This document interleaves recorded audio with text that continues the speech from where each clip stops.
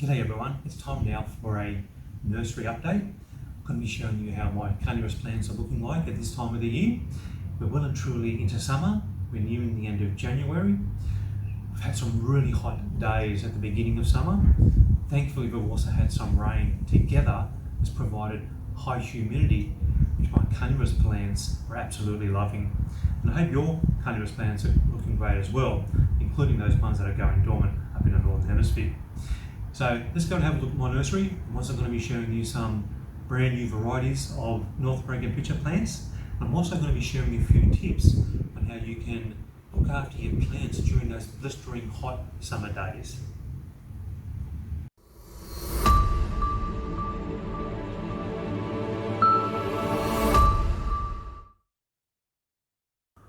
Alright, so let's have a look here at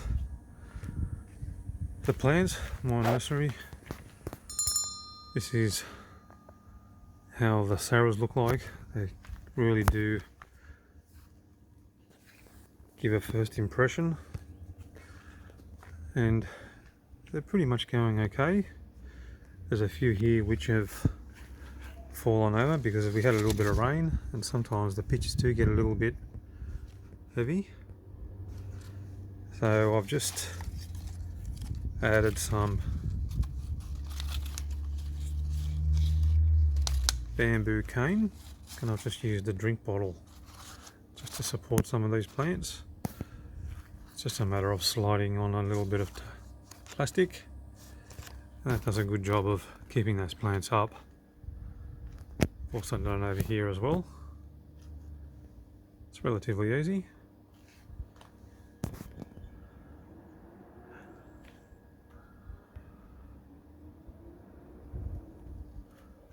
Over here, guys, I want to show you something pretty remarkable. This is a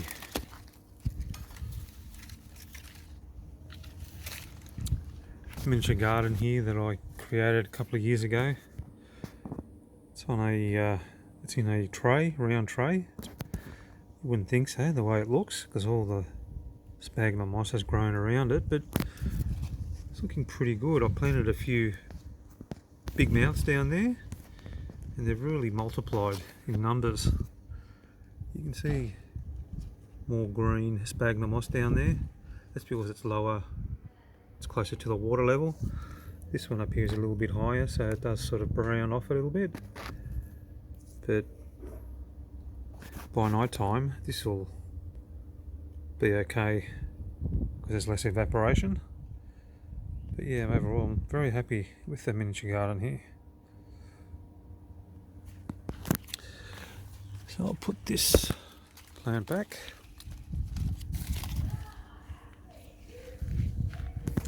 Okay, so moving along here, I've got some shark's tooth dentate. That's the actual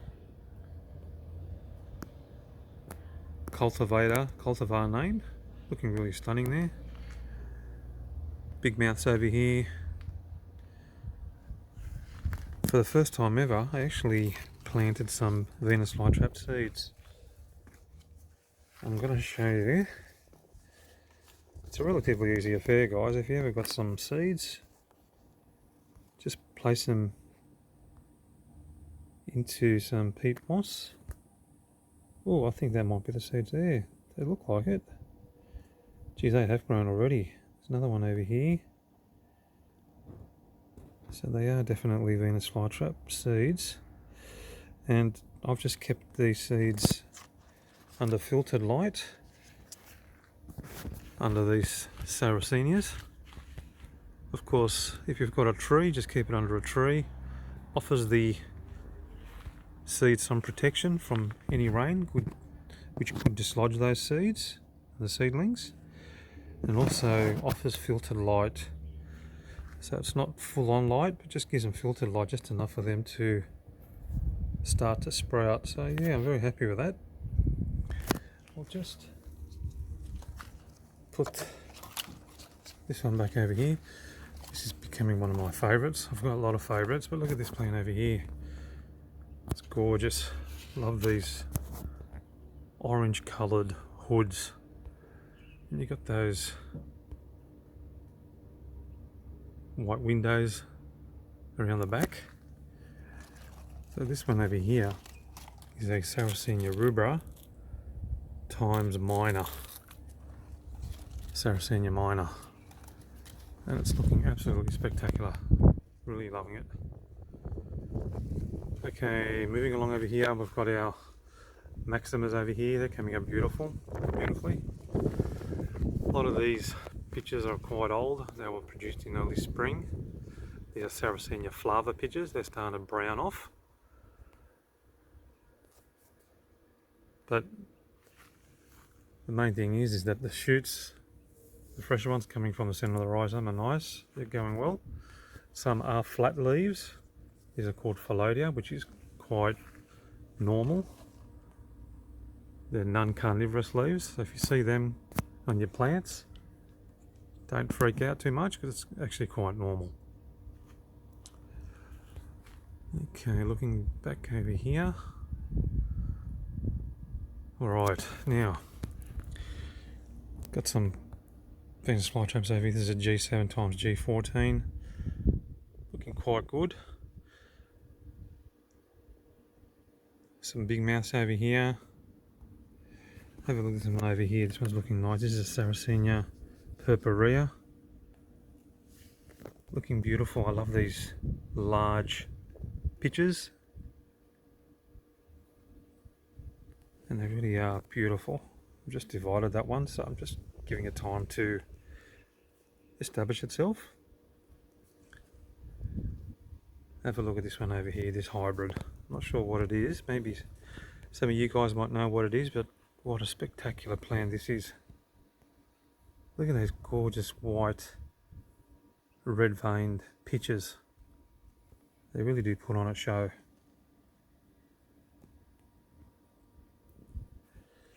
I've got some tropical pitchers, tropical sundews here with T-form Drosera bonanza there as well. Looking quite good. Okay, moving along, more Venus Flytraps. So I've noticed, guys, because of the hot weather that we've been getting, some of my Drosera carcasses, they haven't been growing as strongly as I would have liked. And I'm pretty sure it's because of the hot weather that we had a couple of weeks ago. We're into the 40s, 40 degrees Celsius. So what I've learned out of that experience is that when it gets really hot, it's a good idea to place your plants under filtered light. And I would even do the same for Venus Flytraps as well. When it gets really hot like that, about 40 degrees Celsius, then try to give them filtered light to avoid any leaf burn. I'm just going to show you now what leaf burn looks like.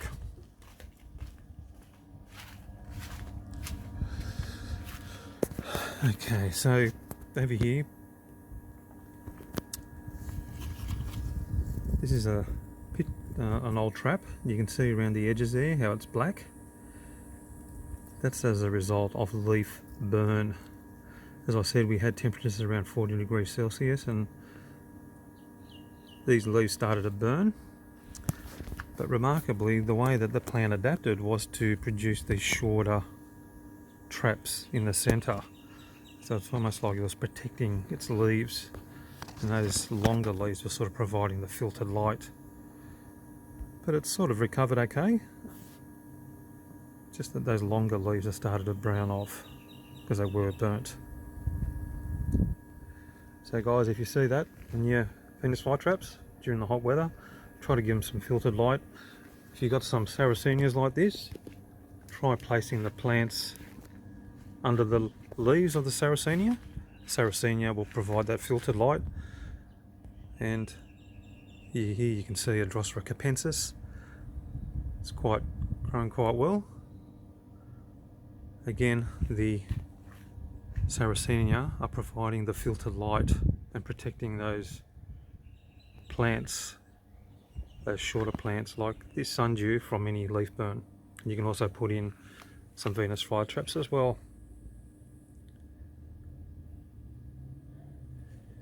And here's a Y-shaped or T-form Drosera bonanza. Okay, moving along. Let's come back over here again.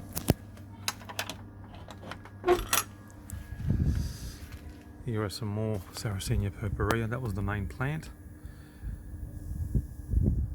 Here's another division over here. These ones are coming up really nicely. These ones are Sarracenia rosea, Chipola giant. So that's looking quite good. Love the colour variations there. And here are some of the old Drosera capensis. You can see because of this dry, not the dry, the really hot weather, the leaves tended to just burn off there, and you're pretty much just getting the flower stalks. I still have some plants around that just that this hot weather has sort of shaken them up a bit. Over here I've got some typical form of Venus Flytraps. They're not deep red, but they're golden coloured. They're really quite nice, especially when you have them next to some red coloured big mouths like this. They really do contrast nicely with those other cultivars. And here's a really special plant. This is a seedling as a result of the cross pollination project that I did a couple of years ago. And the cross was between a Sarracenia rubricopora, like these ones over here, and a red hybrid pitcher plant like this. And this is the result, this seedling over here. And it's so special that I even created a little pumice stone planter for it. So this plant here will grow a bit taller, and when it does, I'm going to see if I can make a pond and put this around the edges of the pond. I'm sure it'll look beautiful. But that's what the pictures look like.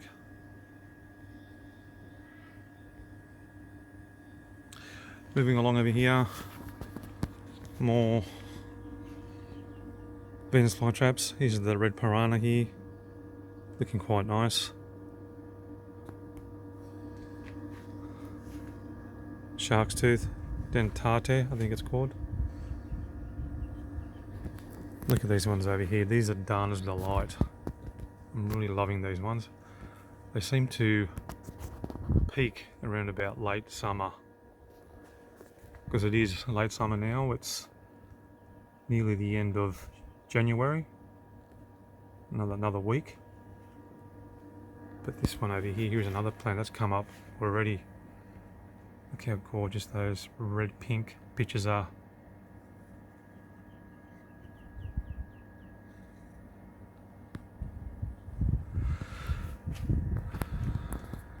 More Venus Flytraps. Here's another seedling which has come up. Not sure what that one hasn't really formed as well as I thought. Probably needs a bit more time to establish itself. We'll see how that goes.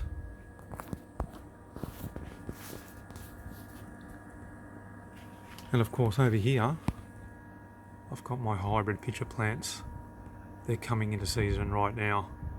I've sold a bunch of these plants a couple of weeks ago to some customers, and I've told them that around about this time is when they're going to start to come up with their biggest and best pitchers. That's exactly what you're seeing here at my nursery. These big pitchers are coming up right now, and they're absolutely gorgeous, especially when you see them up against the sky, the blue sky. They really contrast beautifully.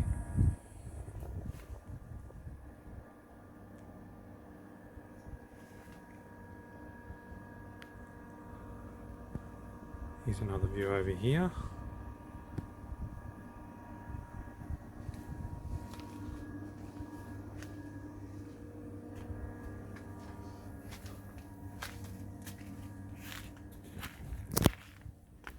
And I just wanted to show you guys over here what's happening. Here's one of the largest big mouths I've ever come across. As an example, Here's my finger there, so that trap there is probably about, say, 4 centimeters long, and it's absolutely stunning. And the seeds that this produced were the ones I actually planted in the pot that I showed you earlier, those seedlings over there. So the genes from this will be carried on through the seedlings, and I can't wait to see them develop. But this is a very stunning plant. Might even do a pumice stone planter with this one. So just moving along over here, more Venus Flytraps, of course.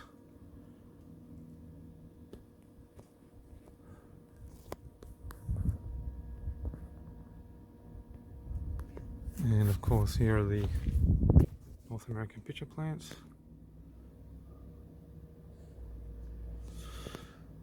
Okay, I just want to show you over here, I've got some tropical sundews growing here. They're growing quite nicely, and they're only growing in this tray. And I've even got some fly traps here as well, so if you want to create a little miniature garden using a tray, they do quite nicely in there. And I'm just letting this grass grow here. It sort of provides a little bit of a contrast to any red coloured plants in there, like this Cape sundew. But overall I'm quite happy with it.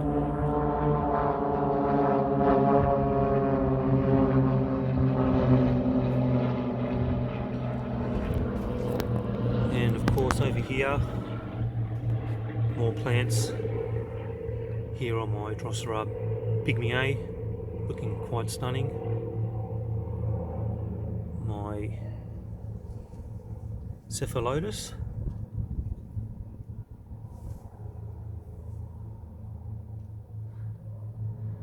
I actually divided one of those cephalotus, and they're all coming up with these small shoots. Glad to see them coming up.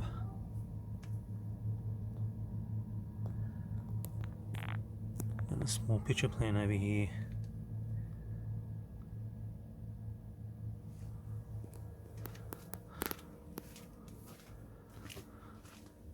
So that's really about it, guys. Hopefully you've enjoyed the update. If